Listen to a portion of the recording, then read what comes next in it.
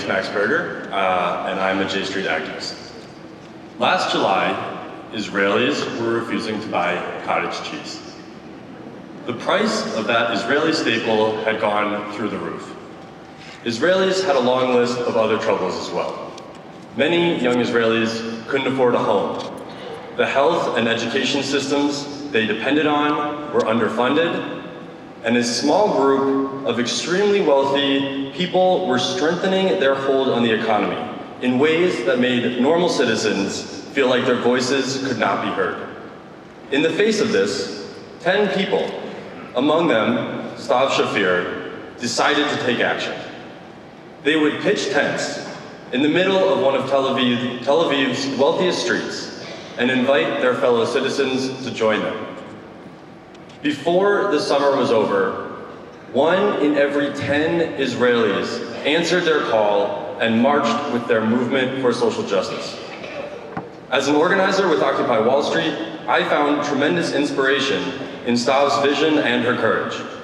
Stav and her fellow protesters inspired people by engaging with what needs to happen, instead of just looking out at what's currently possible. People were moved to act because they proposed solutions at the scale of the problem. Inspiration is not enough, though. We must galvanize people, but if we want to actually make history, we have to dig our hands into the process. Congress alone is not going to solve this problem.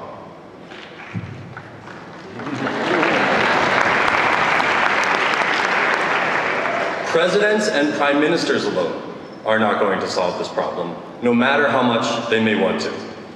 At the end of the day, what's going to solve this problem are people like you.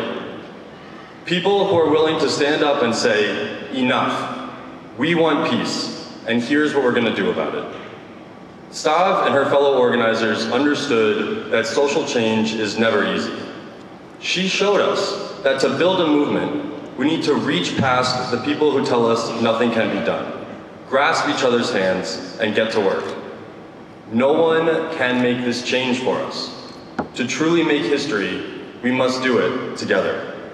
I am very pleased and proud to introduce our next speaker, Stav Shaffir.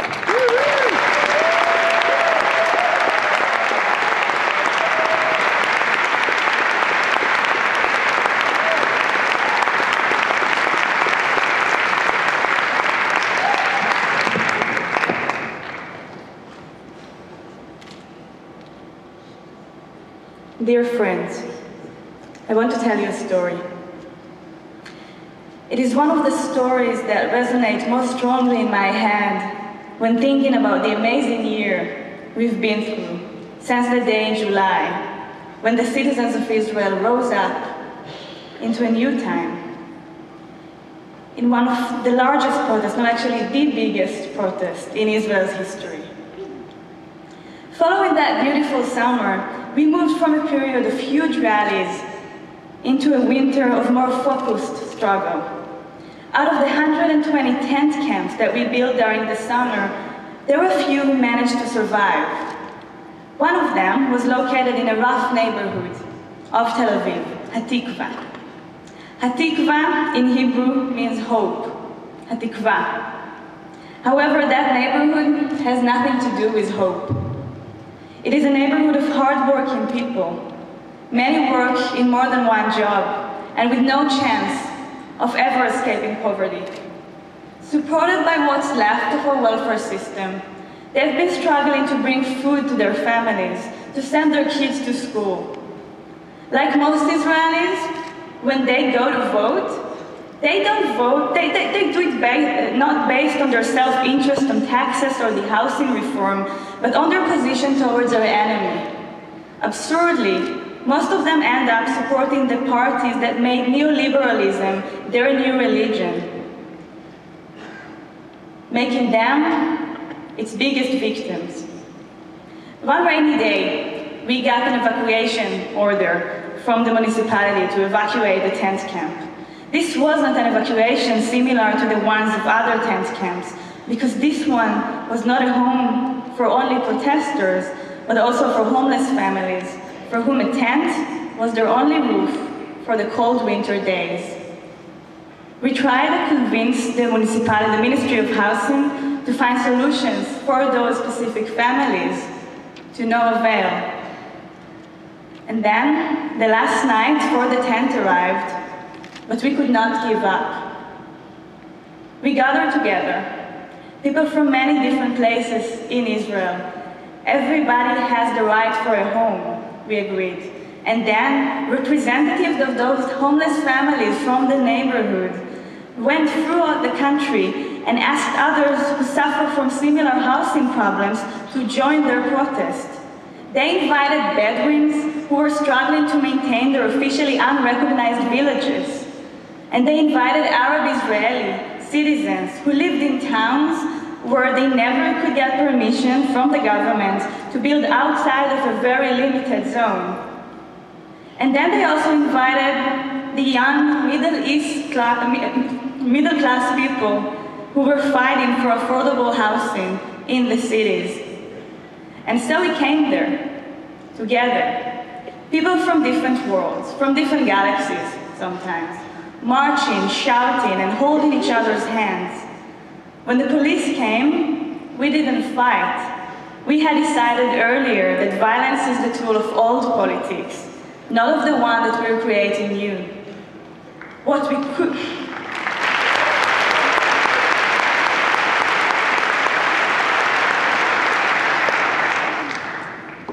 The only thing we could do to continue the protest was to be very creative. We ran together through the little alleys of that neighborhood, of closed markets, drumming with people who came out of their balconies to the streets to join us. It felt amazing to finally be there, be one, united, all of us, flushed and sweaty from the effort. Parents and grandparents and children and young students, even a few babies in their father's hands. It all went well until the police were ordered to step up the response. They started to hit us heavily, pushing some and punching others. Without a warning, I was taken by 5 cops to a police car, beaten to the floor, choked inside by a furious officer who hid his name tag. We found ourselves locked up together for a whole night in one cell.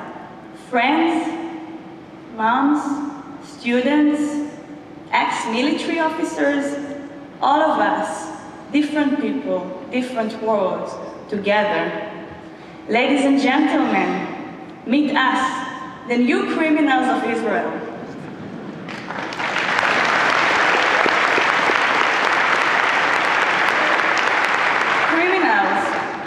Because we committed the most dangerous crime. We united.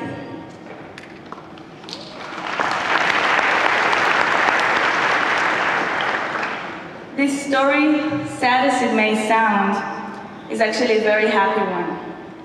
Struggles aren't easy, although they can be happy, and ours is definitely the happiest we've ever had. It's the happiest because this is the first struggle that really has hope. I came here to show you what our government officials don't want you to know. They prefer to brag about our great financial situation, our wonderful democracy. But for us, the young citizens of our country, we have quite a different perspective.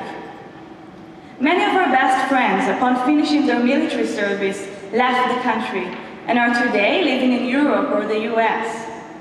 Many more have given up on future in Israel, not only because of the challenging financial situation, but also because of lack of hope in our political process. It is the result of 30 long years shared by both left and right-wing governments that reduced our social and health services one by one and broadened our lack of equality to the vastest extent it could go. According to the OECD report, we're second in the Western world in income inequality, just behind the US. Yeah, you always win. But we're learning. That breach of our social security network made our differences stronger and broke Israel into fragments and sectors, all fighting against each other, filled with trauma and hatred. In Israel, it's like that. Tell me who your enemies are, and I'll tell you who you are. Jews against Arabs, Mizrahi against Ashkenazi, ultra-Orthodox against secular people. 20% of Israel's population is not Jewish, but it is not the only community who feels neglected. So do those all too often invisible citizens who don't live in the country's center, and the more than half of Israelis who don't have white skin or European heritage. For years, the government hadn't listened to us, so we blamed each other. Fed by constant fears of our external threats, we could not argue when our government moved more money to the defense budget, taking it directly from a welfare system. With no social security and with diminished chances of social mobility, there was no way for us to become more united committee. We developed only more hatred. When some of my friends and I pitched tents on Rothschild Boulevard to protest the unbearable cost of living, we did not imagine that those events would create the first opportunity in Israel's history for a society to put its inner conflict aside and stand together to create itself anew, this time as an egalitarian, compassionate society.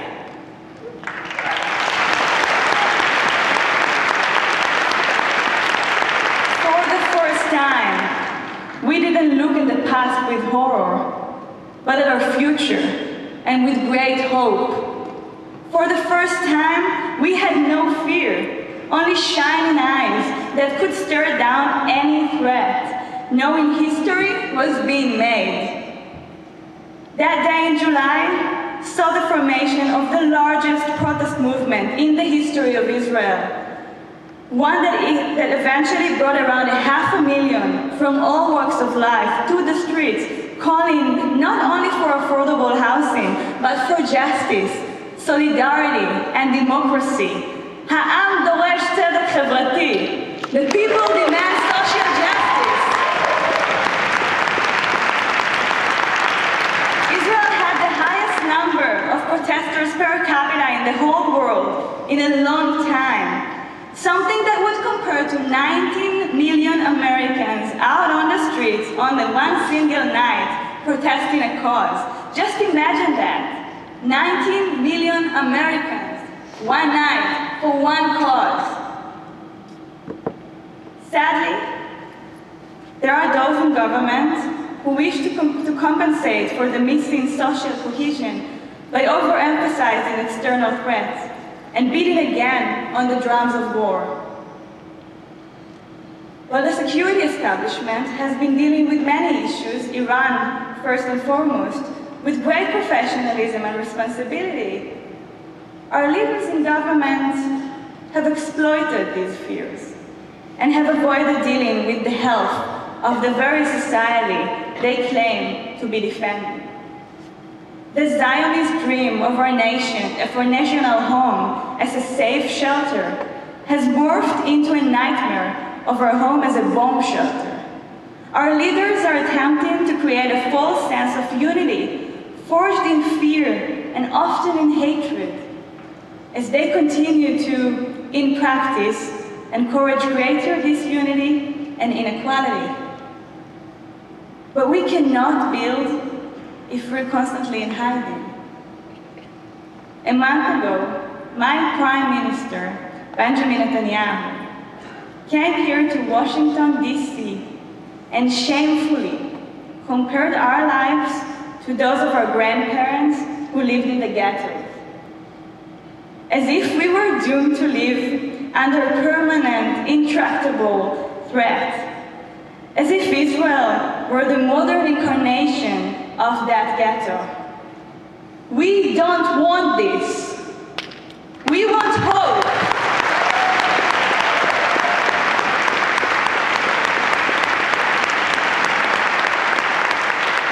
Indeed, our grandparents wanted hope as well. They did not dwell exclusively in the past. They built, under threats far graver than today, a thriving country. Our future cannot be guided by threats alone. We must build a vision for a common purpose. Today, we feel hope again. It is not surprised that many of our friends living abroad came back to stand side by side with us during this miraculous reawakening. They came back to fight for this thing called Israel, to take back Israel, if you like. They came back to fight for our future. In a short time, we have already gained serious, tangible results. We compel the government to lower the age of which free education begins, lifting a heavy financial burden from the backs of young parents. We succeeded in winning the creation of new options for affordable housing. We've had victories fighting for workers' rights.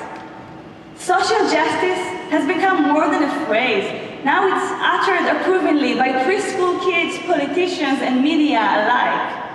But this is a marathon, and we have only completed the first mile. There is so much more to do. Our generation has learned to see politics as a dirty war. If we're to be successful in the long run, we must learn to reclaim language and the practice of new politics. We cannot fear engaging with our political institutions. This will take time, courage, and resources. And the political forces stepped up against us are not weak or simple. They're the most powerful forces one could ever imagine. Perhaps some of you are waiting for me to say the word peace. I know lines on the map are important. I know investing resources on one side or the other of the line matters. But we're fighting for something much bigger. We're fighting for our society's values. To build a society that moves away from indifference to inequality and suffering. To build a society that looks to embrace assured citizenship, mutual respect, and concern, that asserts our rights, not least to economical dignity. That is a society that will stop doing certain things and start doing other things.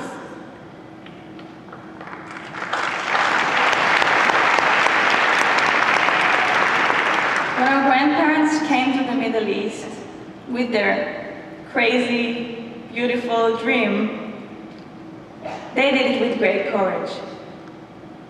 And no matter how difficult this struggle will be, we must remember them and have no fear when dealing even with those who mislead the people and betray these people's rights, life, and happiness.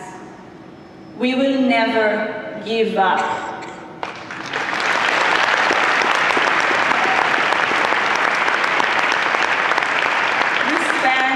Our days and nights traveling throughout the country, organizing communities, establishing the foundations for a long-lasting social movement. Sleep is not an option. Despair is not an option too. We're here to stay. And we plan to be everywhere. In schools, universities, trade unions, municipalities, the private sector, the Knesset, the government, everywhere.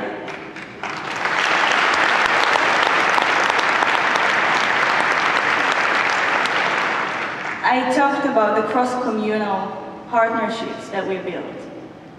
One is missing. You. I know and admire the histories of many of the communities and individuals in this room. I know of your important history in the trade union movement, of your involvement in the civil rights struggle, and of the role that American Jewry takes today in fighting for social justice in the US and throughout the world. I know you not only fight for my country, but also for my values.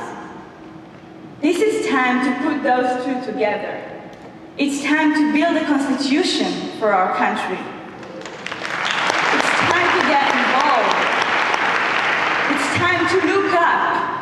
It is time to share our hopes and make them reality. We haven't got a lot of time, but we do have great dreams. And those dreams are our best weapon.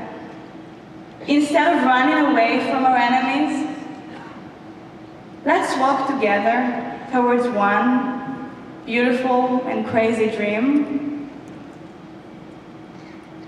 Beautiful and crazy dream of a new Israel. One dream that can soon become true. Thank you very much.